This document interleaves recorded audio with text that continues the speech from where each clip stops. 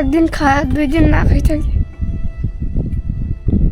তোমার বাবা কিছু করতে পারে না? মাঝে মিতা গাছ বুড়ো হয়ে গেছে, এখন কিছু করতে পারে না।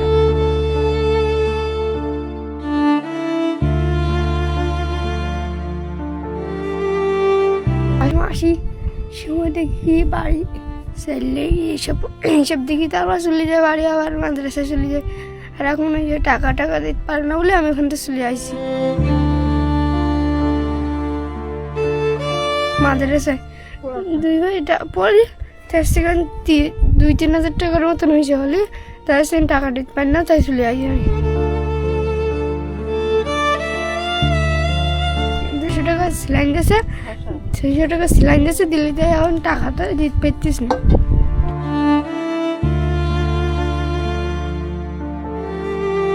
তাহলে আমার জীবন শেষ। তুমি পড়তে চাও না? চাই তো।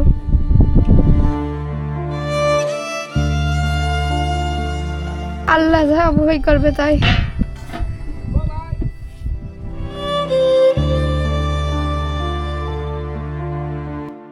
বন্ধুরা, আমি খুলনার ডাকুপ উপজেলার ঝুলন্ত গ্রামে আসছি, সুন্দরবন গেসা এই দুর্গম গ্রামে আসছি আমি। আসার পরে এই যে দেখতে পাচ্ছেন সাকিব আমাকে অনেক সময় দিছে। ওর ফ্যামিলিটাও কিন্তু এই গ্রামের মধ্যে সবচাইতে দরিদ্র পরিবার। এই ছেলেটার মুখের দিকে তাকিয়ে আমি বুঝতে পারি না প্রথমে। দেখুন কত ফুটফুটে, কত সুন্দর একটি ছেলে। ওর কষ্ট কি জানেন? ও টাকার জন্য মাদ্রাসায় পড়তে পারতেছে না, ও কান্না করে আসছে, ওর বেতন দিতে পারে নাই, ও পড়াশোনা করতে চায়।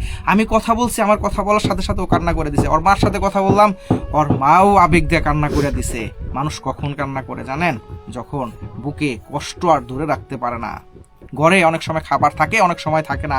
ওর মা সুন্দরবনে জীবনের রিস্ক নিয়ে মাছ মারতে যায়, মাঝে মধ্যে কুমির দেখে, যে কোনো সময় কুমির আক্রমণও করতে পারে। ওর মার একটা কিছু হয়ে গেলে এই পরিবার ধ্বংস হয়ে যাবে। অল্প কিছু টাকা ইনকাম করে মাছ বিক্রি করে, তার উপর সংসার। ঘর ভেঙে গেছে, ঘর ভালো করতে পারতেছে না, ওর লেখাপড়ার খরচ চালাইতে পারতেছে না, ঠিক মতো চাউল থাকে না। আজকে অল্প কটা চাউল আছে, সেটি রান্না করতেছে, কালকে কি রান্না করবে সেটাও অনিশ্চিত। আমি আসছি, আমার খুবই খারাপ লাগছে।